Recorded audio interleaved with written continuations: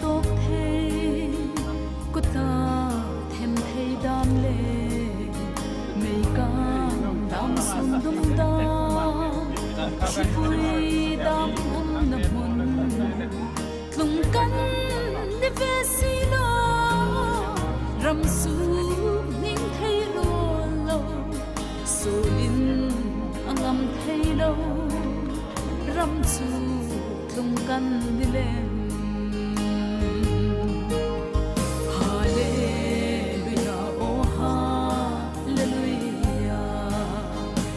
tadinga chalo kalal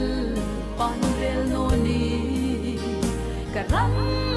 inning noni kanun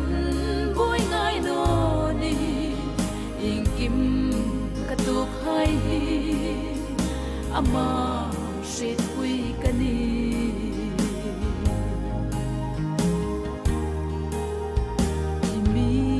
HRIENGZINGNA hi lalpa aro hi ei program tu dar niti ania dar ni alan rino dewa amiro kalchu ei program ei tan tu meita voiceuna RALKAPṭHIENG LUNGMAWI HAWNGNA dinga Hunkhâr po ei lalpa isu Krista pheng chipai kapu cheu tu hin Hunkhârna Hlâ Vânram ei Ṭawngṭai pha thi la kha sakna nei ta chu zawa ken pathen thu theng ling tem lang na nei ka ta chu chun ei Hunkhâr Ṭawngṭaina Upa Zairemlien aden dingani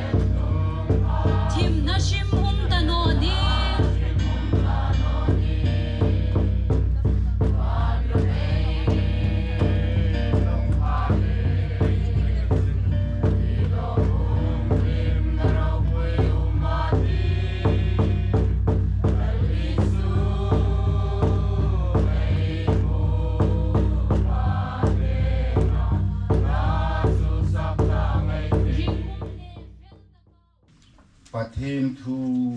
kahung tem lang ding hi voizan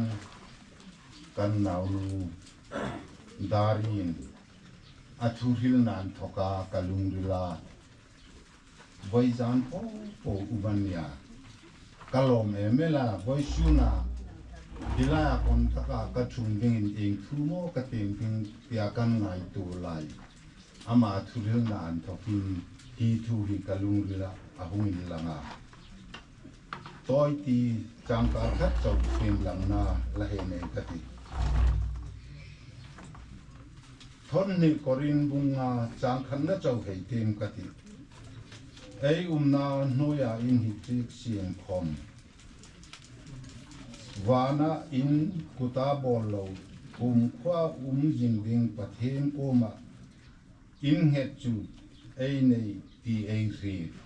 athutak hei tem lang ei chan singa lalpana thak taking malmi som pe ro se tu hin hunhong ṭawngṭaina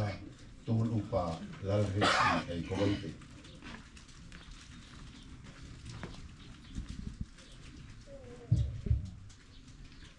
thiên cô mà cô nhìn trong trái thì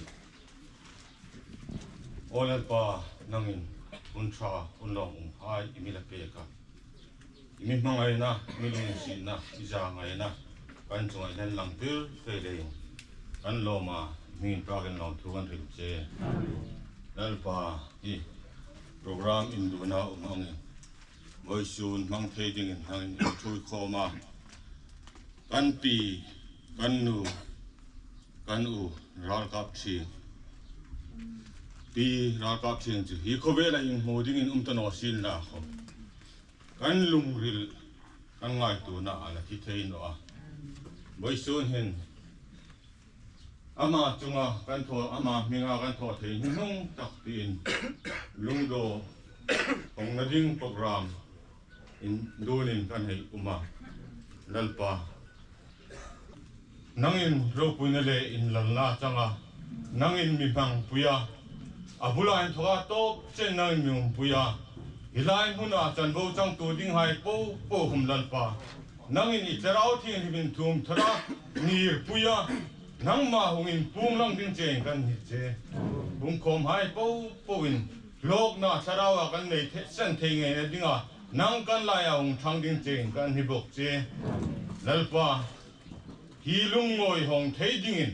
nangin anawai atuhai mal isom le khomin kan lo ma lom thu kan hil bok che kan hun mangna ding hai ikuta Inhlânin iro puina dingin mi sandam tu kan lalpa Isu Krista ngin kan hi che amen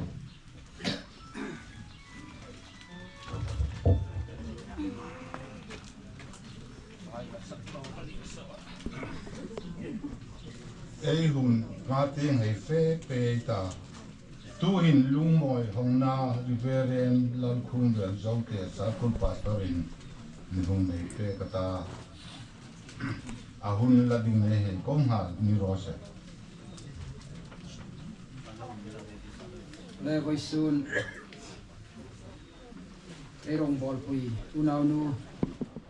RALKAPTHIENG LUNGMAWI HAWNGNA hun tra mi petu masana ipathin kuma ai lom thum ro se LUNGMAWI HAWNGNA pathin thu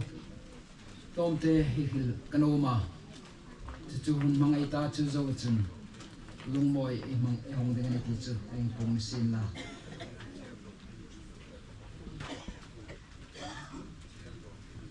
pathin thu Hunkhâr Genesis bung som thum pangana chang som pakole som ni na hi pathin thu ti min mai sang chung chun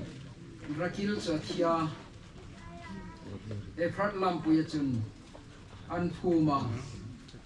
efrat kho chu Bethlehem kho ni chun athan chunga chun Jacobin lung aphuna chuchutu chen hin rakil khan lung phun alani lalpan thu tharin malmi som pe ro se amen voisun hin ayu naw no RALKAPTHIENG LUNGMAWI HAWNGNA phun dingin ein bot saina chuchu ma chun ei pathin thua ei muangin Jacob lung phun hi hangai tu tlang vakin la kanoma Jacob lung phun le ring tunun ti he toiten hengai tu tlang ai ti ka zuk noma Jacobin lunga phun mastak na chu Bethela ani avoi ni na chu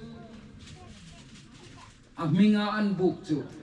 galit ani noka apathum na vak vai taka an vai lain mal somatam takkel donga apu inting an thoka kanan ram ting a hung kir nok khan luz ram hung tlung noka chutaka chun mai cha ma sima lunga phun noka chu Bethel ani no kanis apalina chun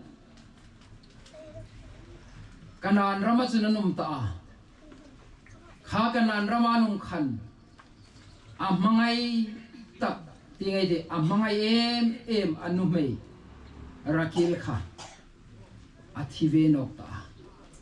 chulai chun ei pathen thu juk ti ma khan lung aphuna ti chu voisun ni hin Jacob lung phun palia in thokin ring tu hai hin ei ni khom voisun in lung cho ei la phun pe dinga na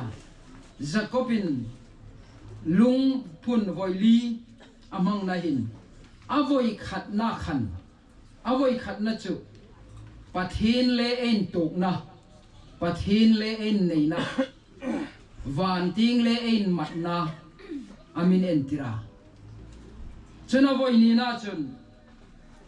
khovel thil hai le in thena amin entir boka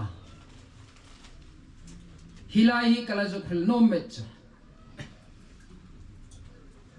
apula bana in thoka mal somatam tak donga hungkir khan apu hriet lawa hungkirani lein apu ina hung notani chung not lei chun anin toka anung not phakta chutaka chun ei ni ting le nanga ting ei kara thu thlungai ti hilai munahin thu thlungai ta tin thu tim an neya chutaka an thu thlung na chun lung an la khoma an deng bu mani chu lung an deng bum chu a kho ting ting khom laban na ting va phak va fe phal oi talo chun Jacob na ting khom laban kha fe ai thing ta bok lo tin in chena lung phun an bot sai ni chu amuna menga galit tian bu bani hi ta ga hin laban kha Jacob ta ding chun ngai tak khom ni ngati ami rok chu pathin rem rot le pathin thil tum Jacob a hin pathin in alo ne ni ti an langa chulei chun ama kha apu kha in the fel pui dingin thutluk na se mani chu chuang tak chun ei ni ring tu hai khom khovel le in the thei dingin pathin in ei ni hi among ne ni pathin now haya in book in euma khovel moina le ro puina dam how sanghai po mak sana in she puiding in pathin in athu amin chuk tiraniti hi voisuna ila lung phun dinga fe khomai ni ritharin lai jok noma chulejun ama Jacob khan lung phun sin la khom kha khel ting ramakhan a lungala phun nok pe ni a lung phun to me tak voili na khan chu anumei than chunga phunani chu anumei than chunga phuna chun hitaka hin chu khovela hin ei taksa jing sin la khom khovele taksa le tharau in chena anentira in che song na ding khan van khole tui mi lo ni ta le khan noya ta lo le khan ama chu taka chun in mangai em chu a vui ta a hit sing na ding khan lunga phun tani chong chu dei ni khom voisonin Jacob lung phun ne ka ro puilem chu ne ei hil nom tak cha Jacob in lunga phun pali hai lung phun pali at tho hai ne ka ro puilemin pathinin ei nia Krista chatun lung pui mi phun pe ka Krista tadinga pasal tha Krista tadinga moi mi hai khoma an mi tim thei dinga khring nun mang ding in pathin in amidit ti ei ngai tu tharin lai jong nom be ka Jacob lung phun pali hai an thokin ring tunun kholai mun taka mai ti chu mani sengei fe ngei ta lalpan Jacob kha ei ni dading khomin ro pui takin mal somatam tak dongin hi alung phun nang e khomin alung phun tom na tak e phrata khomin nang le ke ta dingin lal Krista hung pengani e phrat chu Bethlehem tinani chu Bethlehem munachun lal Krista hung peng lein lang le ke van khole tui mini na ai nein ti kha tu ta voisunin hilai muna mai chu mi khole mi cha me leini ni mi khol le khol cha me leini lain ei ni rok chu lalpan chatun dai dingin chatun lungpui Krista ei ne mi phun pe kani chu chu aro pui bek bek kan ti hi hei ngai to tharin la ei lung phun ding hi ei unaw nu ral kap thing khomi lalpan lung phun ama nge akum ting lo thui ta chu le chen voice sunin nang le ke hilai la hai hi Krista lungpui phun Krista chun pathina ei humanity hi ei ngai tu nai riksin la chu chun ei hing nun me ke thui sin lai nom bek bek ani lalpa na thu tharin mal mi som pe ro se amen le tu hin pathin ro pui na dingin ei unaw nu ral kap thing alung moi pathin ro pui na dingin ei hong ding ani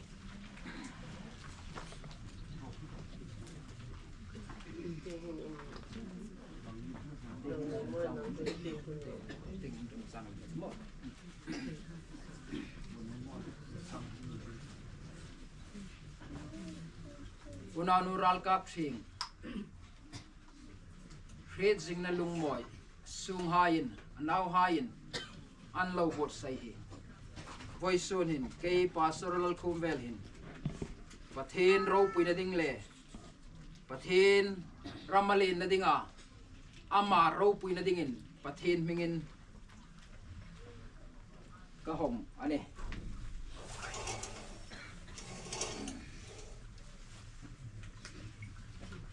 lung moya injik tem nang ne ti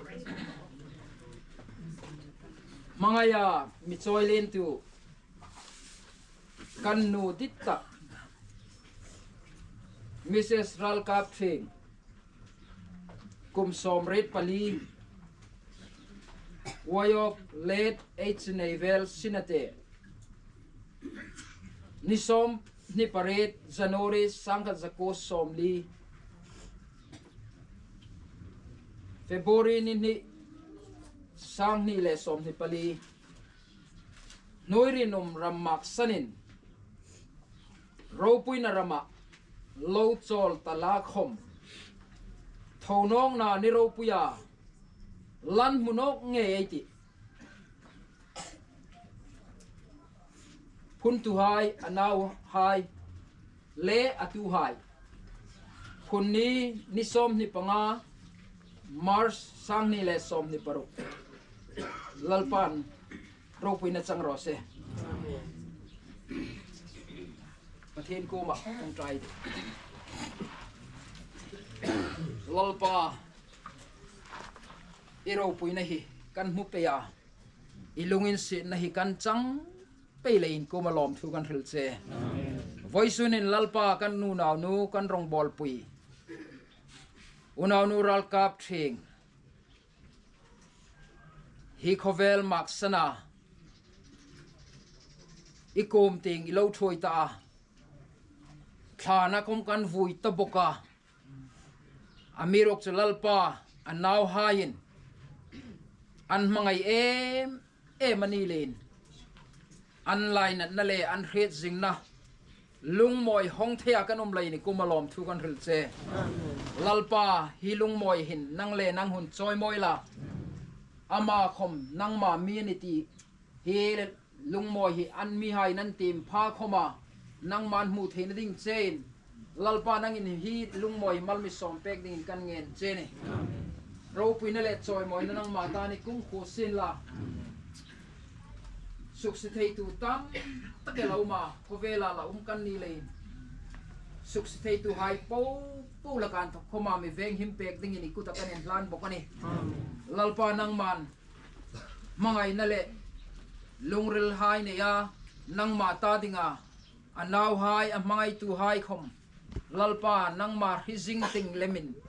nangini tharau thing lemin thang pui ding ni lungin se na kanong ngen bokani Rohpui na choi moi na nang mata ni kum ko sin chung hai chu rohpui na din sandam tu lalpa isu meng kan ni che amen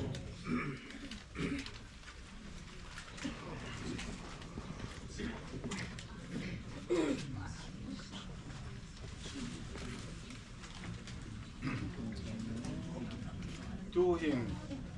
parthi lana anu ta ko ai kan barin lana nu ta ko ai ta ding ko ei hong ding ania chu jo sara ko no ngai ta lawin sipisia number nunga grace Lalramchuon in Hawng la don hal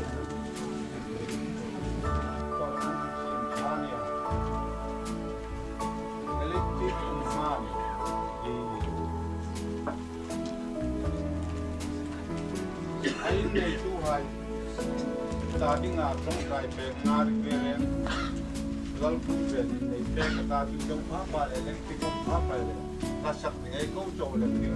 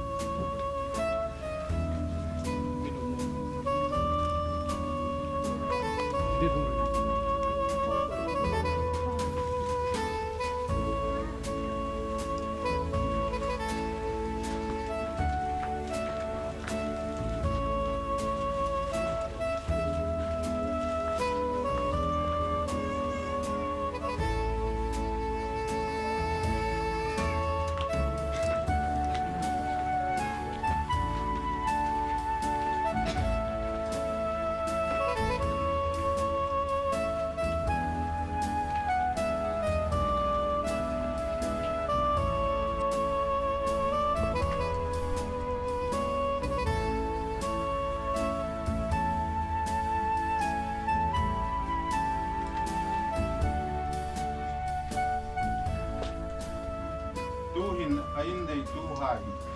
tadinga ṭawngṭai pekna pastor pa ei Conkhâr ni rose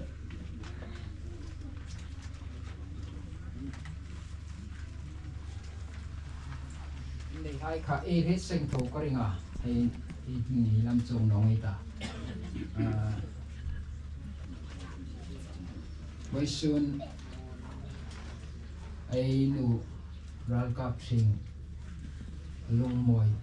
HAWNGNA yuma hingang bot sei thia sum hai ngau hai po hiai anna lawum tak zeta pathin mal som na tam takin donga lawum iti pathin kuma ṭawngṭai di mangai tu pathin ding tik lai khomini pangai jingin lom thu kan ru che voi sun hin lalpa kan ngai em kan nu kan pi i RALKAPṭHIENG LUNGMAWI HAWNGNA imi choya hingang bot sai thia kanum lein ikuma lom thu kan ru che tu hin lalpa anau hai atulete hai hingang an bot sai na theina khomi imal som na andong le alom thu kan ri che lalpa he tu hin mabula angira hingir hai po hilalpa iko makan hung puyene lungin se takin lalpa ithil tho theina kuta hol hima mal som dingin ilungin sin na kanong ngenani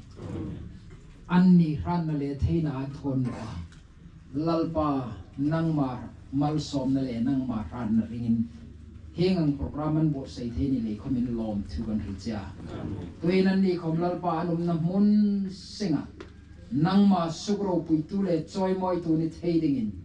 tak sale tharawa khanna tharain thum dingin ilungin sin na kanong ngente kani mal som na tam tak anna lo dingana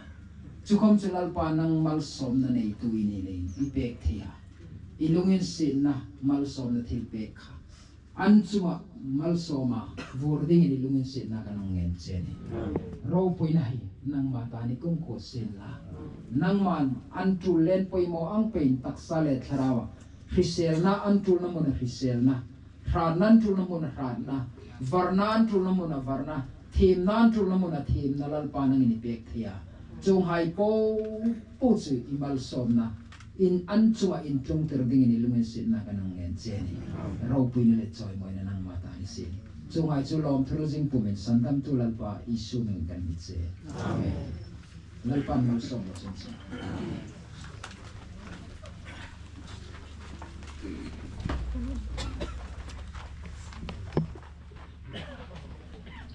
tu hin la ngai tak na nei ta Hunkhâr Lalramchuon an takin un la dire hei ko ni karo se something in Neitu dinga talking la pa thangin uma chu amasale ma kabui na ram thaler ti la khang sak Hãy subscribe cho kênh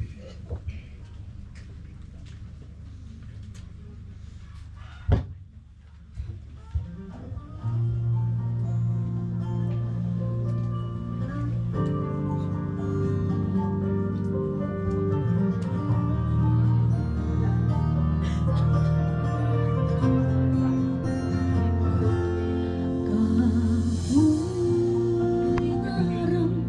bỏ lỡ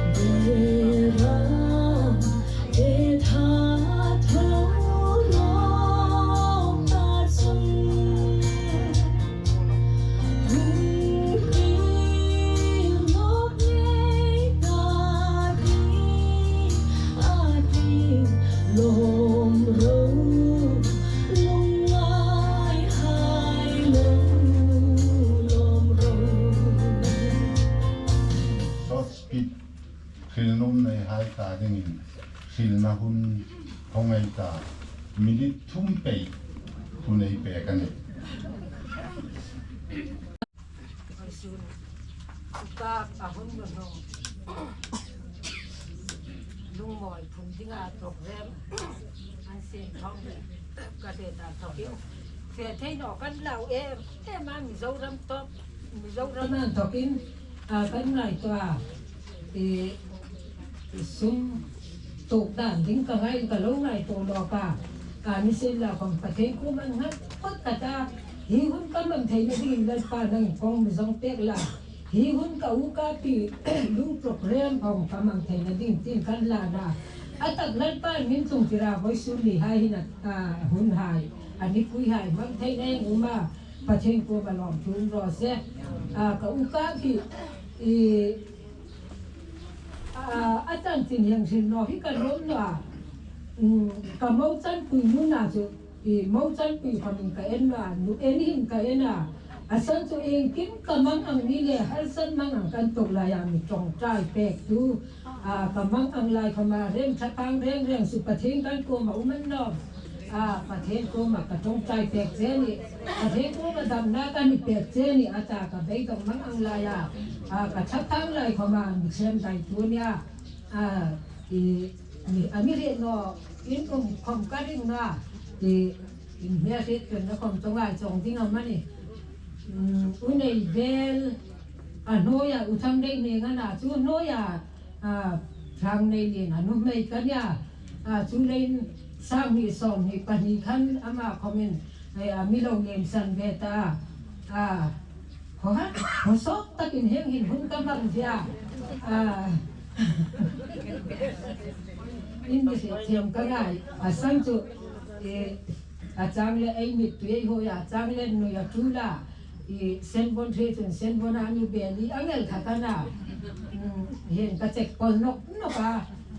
ana chu ni za tha ka mi lo ngai non la ka uka chung lo ba hin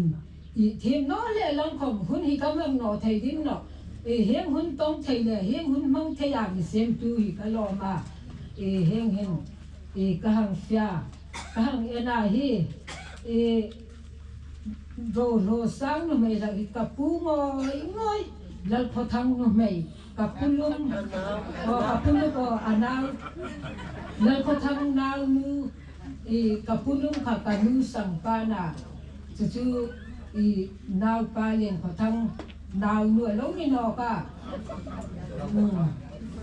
kadin su ma heng hen kapungoi ngoi naw nu lo vya amak khom katia với chúng mi hai hin uka lung phun jinga lung moi bot sai na Hunkhâr nom thu kan thil tak meng che wa chong kumun chong pu chong khom hang changel ka ta kai ni punei khun tha chu naw pan te mani ka lan so na chu hi ka u ting u thang nei ni ngai zo la khona uma chu cho la dama chu khe chu ke hu patak ka ne lan ta amak khom ka tia uka le u ve hi pa hai mai sen la kom nu nei le pa ne ya kan ne ya nya ani nan mang fashion no ka kan cha pha nga ne sen la kom pa thenin khom le la kan chan dinga aro hin lung oi them panin chu kan ngai kan umanga ya vai su ni ha hin them no le lang kom thu se taman tho kun ngai poi mon ka hu bang ka uka pi hun tok na lung moi phon ni hin tôi thế để hun hằng này cả nữa mà tu hiện thọ thấy cái này là cái chuyện xuống đất bài không chẳng quý thế nào còn cái này nó cái cả hú tao bảo cả cái này là như xem là không Ronald Rohluosang lệ thế nên thế tao cả nút chung thầy cho con xóa anh thấy tao số nó kể là hình bát thiên anh na lâu là cả bát thiên anh còn là em cái mà thầy to cái hắn bồi politi cái năng gì ta em cái mà cái nhìn thọ thấy cái này nó không in em cũng không biết xem Rohluosang lệ thế không lại xem là cái thấy to thằng số còn hàng không về cả nó mà in siêu tiết cả nó mà in siêu tiết bên cả thì rồi thằng moi ulen lệ cái này là ya cái chỉ cái chuyện nu na hi lai na lo lo ma ka rin hung khat ve em ma voi su hin pa ko pui ding ka nei si na ai ka ko wa ne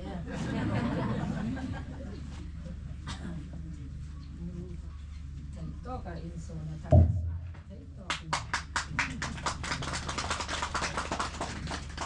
ta lo ve ne lo sen hunan na ko bin ka rinก็น่าบ่นปุ้ยนอดคนละสิบุญคนเนี่ย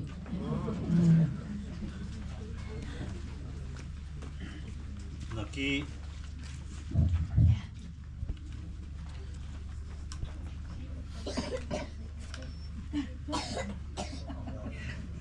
หุ่นจังโนปัลกันเด็ดเรื่องมาสั่นไปชวนหัวหน้าโปรแกรมคริสไตอุณาวโนรัลกับชิงลุงพุนหงนั่นเลยอินซมาโปรแกรมซิมตูคอมมิตี้ไฮเลยไอคอนดักตัวนี้เสียละหุ่นอินโทษตะเกลฟิลนุ่มในไฮตาดิ่งกดอันนี้ห้องเตะกะลอมก็จุดติดตักเจตาลอมทุกข์ก็เลยจุดขึ้นมาสานนี่เสียละจูเคละไว้ส่วนหุ่นหินปีรัลกับชิงเลยปูเอชในเวลอันเอาเลยเตะไฮอันนูอันหุดสับนั่นเลยอิงกิมอินทุรุลตะกินไว้ส่วนหุ่นลุงพุนหงนับบุษใส่ทยานนาฮีลมกะเตียอันอูนาวเทรนไอโซติงไอทุกินดามินันหงาฮิไลมุนามีเล่ประคัดเล่มจุบางละเทศเนี่ยรัมเดียอินทุกินมิโซรัมซิมโตสายไฮอินทุกินอันนูอันป่าไฮนอนหัวอินทรูตะกินไว้ส่วนหุ่นอันบุษใส่เอ็นต้นทรากเลยอินปักทรากกะเตียจุกะละจุขึ้นมาสานิเซียนละจนโปรแกรมไอเสร็จเลยหัวไอฟุกวินกับฮีตาฟุกนอนอะไรเม็ดวินกับจุกฮีตาแล้วจุกขึ้นรกกันเกยจุจักวาร์กับฮากะไออุปาอินในตุตะอุปเรารูสังไอพาสตอร์พาสอินมุทัยดินไอพาสตอร์พาสุกจักวาร์จุกับเองเมตามุทัยเมตินตายอีไลตักฮิจุอันทรังฟุกโนเดียวกันที่อาดิคุเรสันไฮอินมุทัยเท่าจุกจักเริกดินนุ่นฟุกปากเดียอันทิมเดียวไอจุกตีนาเลยจูเล่บอยซูนเห็นไออูนาวนูไออูนูไอปีรัลกับชิงอาหุ่นนุ่งไอเตี้ยเลยที่ลุงพุนไอโจจุนอามาหันป้าตะกาอีโปรแกรมสิมนกยาฮาร์ซาเซนตั้งไงนัวจูเลยอินซอมจุนเคยคมปีรัลกับชิงฮีอูกะเตียสังตะเกนมีเอ็นบอกว่าจุเลยจุนกังไงหุ่นนั่นเลยกะลาวินขีดานเลยปะเทนรามคริสตานนิกนุ่งอจุยนักก็มาไว้ส่วนหุ่นอาเฟคอมตัวหายหินอาตั้มเลยเมื่อที่โนตัวนิ่งอันเตีย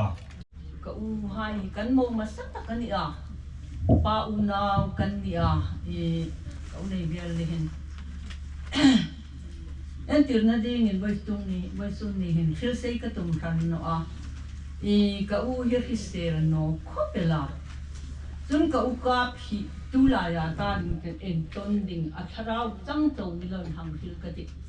ป้าโซลเรารุมนาวนูในไอติอันที่อาก็อูในเวลเห็นง่ายจงเนี่ยคอมตุก็อันรุกแต่น้องก็กันเสกีราจนอันนั้นตุก็อุกาเห็นทางฟิลเซเดียวกันที่เห็นเนี่ยการฟิลวิ่งเรียนกันนักหนาอันบีกินกันอินสุ่มสุ่มจางอ่ะอยู่หิดกันน้ำล้อเมล่านี่ก็สาวปุยไปน้อยนี่อันที่ขบขันก็อุกาเห็นชัวร์เนี่ยแล้วปานปากินน้ำร้อนเสียอินคมนี่เสียนละมังไอหายันกินตันอุใจวันขบุยปันนาทีอังเลินกามิริมนี่นารำชุกไอคมโกรันดังไกอุมาไบเบิลอุเมนสติปเกตินเขาอุมากุมสวมลีเลียปารุกันบักนันตาการุนรำบอยซุนนี่เขามีกกุดกเบนเทชักเนาะกเอ็นหินลุงเต่าไฮโลหังชีวไฮเซนละกันโมไฮอันปะหินลุงเต่าเวอันนะปัจจุบันว่าหุกมาสักขีกันกาบันตานหงทุลูตาข้างค่ะ kau rem zato farnu ania kau man no me kau ka bi chung bok chu anu nau hinanin thopa nu ne ya kan nei ani chun in pang na tam tak in nei ta kau ha nu pa hi kau rang nei vel hi som chung nu ming hi luk til kanoma I kau nei vel hi a phing puya thanoa anzu at ding khan zong la rul bakan ta alipura in thakla an mitia ni sen la kom ṭawngṭaina le na sat takin kau nei vel hi a hun so ka tulaya chun mal som chung nong hi I kan sakani chun thil reng hi toy te in ti a chu I toy te khom thil ka tum tho pachen lung set na zarin kapi vara pulam te ami ke khoma akei khoma kanu hai pani le ala ba nu le apu hai naw ania I mi pa u naw angin kan no ni ke ni in kan in trom bonga tu in ka u tang nei velin thil mal som na tam tak anu pa hinan donga puiking takinan uma in khom ni sin la hi ka thang nei heng lai dama ke hin no me chun ka pa ke ni ka pa pui naw hai pasal an penga ke ni paret kan penga chongra ma chun kan fe khoma nu mai pali ve chun hi lalun jaw commissionary na uma thang nei heng khom pasalin thi san ta sen la khom khang ang kan ni nei nu ya hi en khom ni sen pasal pitera nu khom he rongbol tun kan en ba kai to ka tu khom atling kan no mi himin fam kim no na rama sam number som sel pathum na chun ke ta din pathian nai hi tha ti ni re ei ta dinga pathian nai that je hi ka uka tu ka basir chun ka nei vel thi tom khan ting ka te boral tom khan ka hei fi a ka sanglal king don ring no ro ai u kol fe ro atia a dun le hai hein thil ka tuma ka uka phina phal thak non dit no ma ka zal kui pe no u kui ka nam ngoi ti tu khan now pasal par no mai pathum aneya dar nei chen khom ai bang doi du thlaga tu in mal so na tam takan donga songlor king khom hong thei no a I mal so na kan dong ram hi apoi aro pui me min kai fi ta ke ni teng panga ta ding khomin boi sun ya fe khom hai hi ka ngai ton ka u hai nu parim sik je hi ka ngai to hlaka ni sin la khom ke hi ka u nei vel zo kan sar thidinga tir sokin ka uma zandigar ludiana ka pateba doglen ai boi pui tak khoma thidinga tir sok kan sar kani a ku dengdam sunga pharlo dinga tir sok kani a doctor thidinga tir sok boi hi kan hi khomin lalpa rong boarding lalpan ka hin nu hi amihla ani tlejen kamir him ram hi ka thirin thil te blo tak hung hil ka tum no a ka papui hai naw pasal le naw no mai pali an nei hin tu khom rim singoi ngoya kanum no a ro pui ka ti thai emel chỉ bay cả bốc chế ba khô số te me ma kanu na mi thi san hung kanu ka phila uma kan thamo em lai em mi ma sana voi su ni na hun nun tak mang thei ding ai om ni chat no a hang chu kan nun no le ni to pa ni ko sot ko le a hilai to ka harak lo hin lo kan ne ya kan ba fe mi lo ko lo la rol dam hi kang thit ta no ka khu so ta mo ding ai ta no lo san la ga kan fe da min mo ding ai ta no ka khu so ta lo ka pan hin ka mi thi kan sa la ka mi anang fe hin the tu ye mani fa kun kan ang porin lom thi mani ka pi hi ai kan pui hi lom hi thil lom hi thi man kan te chu ni le chun lom hi thi thil chi te pe khomin alom mani ti ka kan no ta lo ka tong sul zel chu le chun pathin ama ang te ka nei hi ka loma pathin chi mi chong chai mi har sa i ang si la khom lom mi ni hi chu pathin thu oi chi ngani chu le chun apa thi to dan har sa ji chu upa pa na ki khana shila mei hol kapate le hinanung tola bumi lo sung ke progan ta bon fa ka kanut kapate hi kan thung na se zala a hi sel no le hin kanute hin I mei hol hi hangzor laka thu na hangzor phot lakani anar sat ji chu ala shelo hai ta ding chu har sat nai tokin mo pathin in mi ku ya lo sir theani ti hi hang se thari la rinu mei tur har sai tur le in mo pathin mi shit non no pathin in min chuk chilo nu ma le ni ti hi in sungai to kom hang ren la hi ka sang hai khom upa kanute thi nung hin anang ni ro pui ka ti e ma pathin nung sui tu ding pathin ta ngai pe thei tu ding e pathin in sang mi pe hi ka lo ma chun ka sang nu dari hin shi dal thei so ting lang ma ro ngila so ting lang ma ro aizol ICI ko thana chairman ngatani ka su ni chairperson ani lo ma em ka shita kang ena ka in vak hela hin I pathin rong bol tu sung ku ka pu zo ru mai khanang ting ka ti mo lalpan I dinoi la khom pathin nau pathin rong bol tu dinga ami lo ru ram tin mun tin on la khom lalpan akila lung poi mo tak ni ve ding team in la team noi la miang si hi ro pui ka ti alo ka ti a chu ka nu hai chong trai na ka pu chong trai na na sataka lalpan no bel na ra dong ani una min ti khang che tharin la ka no ma chu kang shil ba chu na to na taka kanute anzin nan nung takhi ka to kani leng chu shenong in ti kan lawa lalpan amiko amishila kanute khadam no chau ta ti hain thileng ko ro pui le kan ba fia zing da rukin kan fia chu ta ka chun hallelujah hallelujah hallelujah long for tara nute ka hungani kata boy trong trai ro ta trong trai ding ani anta kan trong trai ya pathin karin pa lalpan ke mi pek chu hi mi tam tak chu thi to min ping thalong mi si lo mo vana fe ding ai ni ti in shi khom hin ana chu lung rila noi na mi la ke noi le van khananin anin ke ni chu le chum kharau thing lim zaku van ha chu din fe no mi ti ni hallelujah lalpa tin pa kin ro se chu le chum kan fia kan chong traya pathin ku ma a hring kha kanin hlana chung chun dar kar thum lai ka ku ma hungzal ro ti a ka zala kanin kwa pathin kan choi mo ya a video khom kala ne bang ro pui ka ti ema kanu kha chu kan kha ding khana trong thei ta no le in malami so ma ami trong trai pe kha kanu te le chun in hoi takena van fe ding kha kanin kha ni lalpa chin pa kin ro se moi sun in khang ang a pastor tam tak khom rong bol tu tam tak khom mo van fe cha khi an tam rak no ni o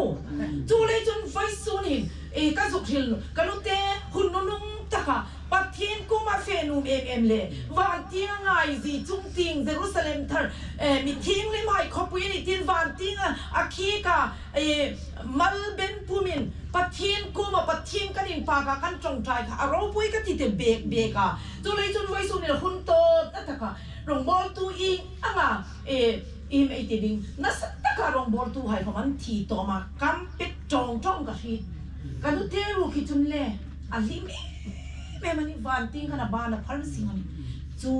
ang nu kan hang me ro pui ka ti a voi su ne hun to na ta ka hang thil lo thei lo wani chu ni le chun kala hung ni ra ni so te hun ni si thi min la kalomi kanu te hun nu nu ta har sat na be dong na po chol sana van kho puya a hang chol ta kha kalom pi ni ke chu le chun anaw han hu sa le mangai ta ka than moi min an hangin sim pe khi anaw hai po khom tharin lalpan mal som sin la una ven mangai na tharin hung pe ro se kalomi wai suni ka khu khom so ta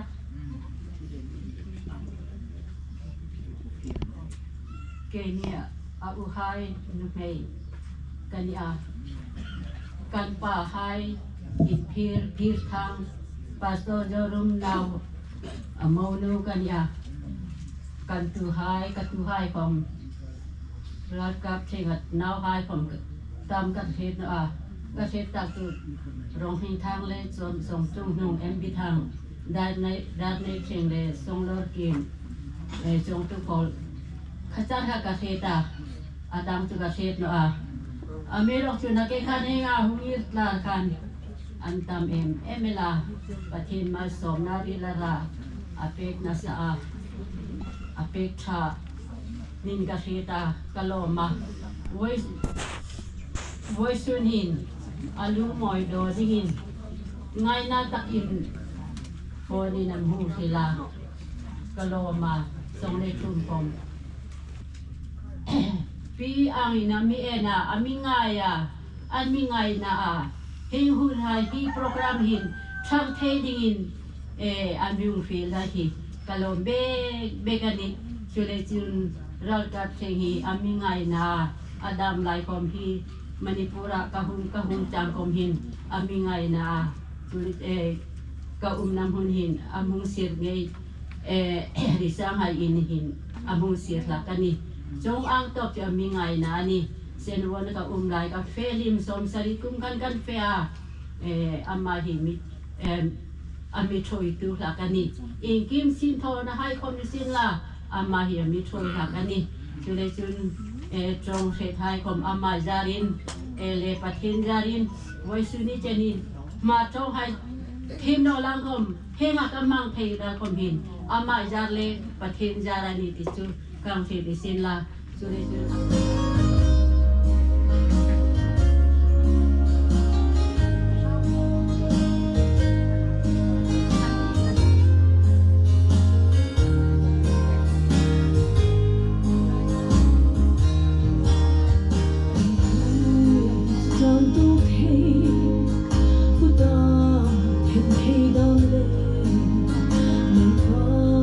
Hãy subscribe cho kênh Ghiền Mì Gõ để không bỏ lỡ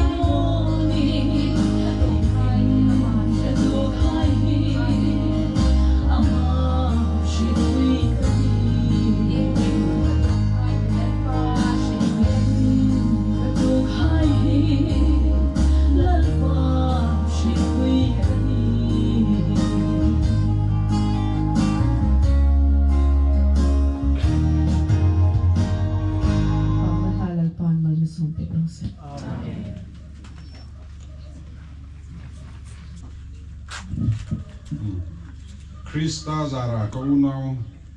nit takhai voizan ting kannu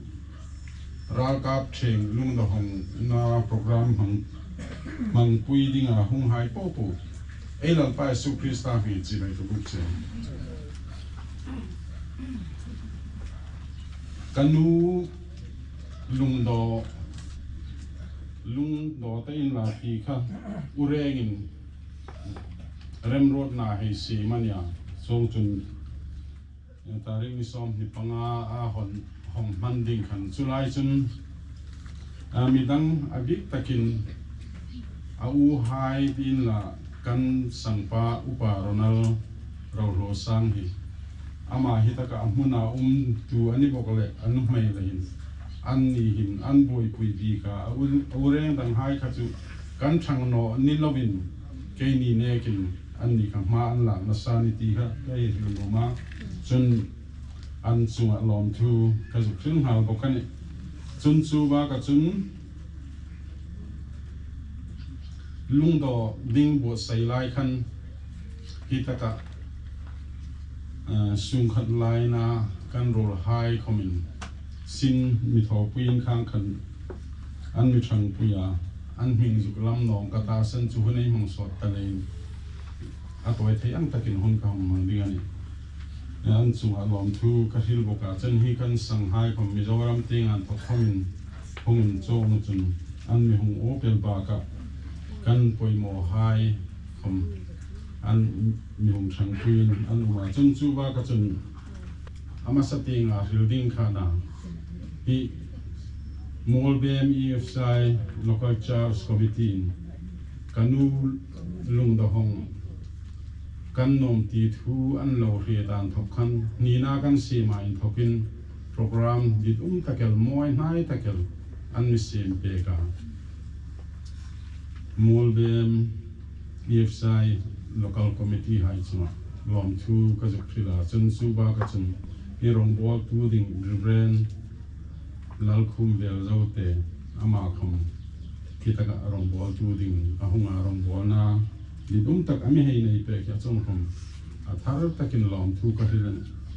in re nga chung atharen lom thu ka hil non se kalomi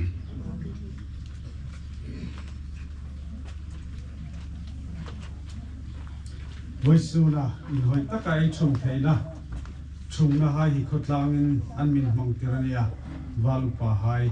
kan lom tak zetani ti kha ka zukhil ni sin la e chu khela hall hai ni sin la TCS team panga student hai an mi hong tho puya ma khai le an chunga lom thu kan lang khil sa bok ni ro se kalomi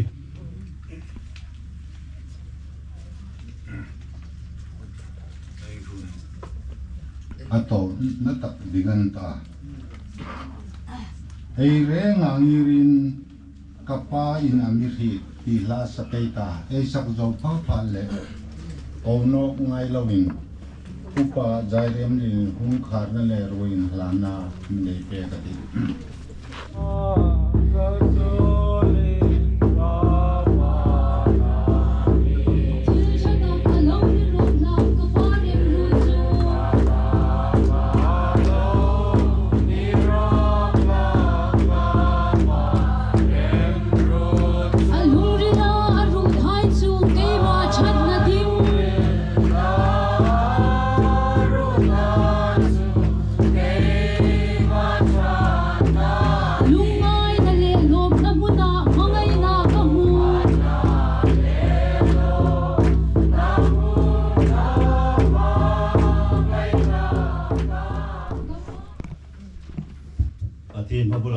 Ṭawngṭaina lo nei ti lalpa kan pathi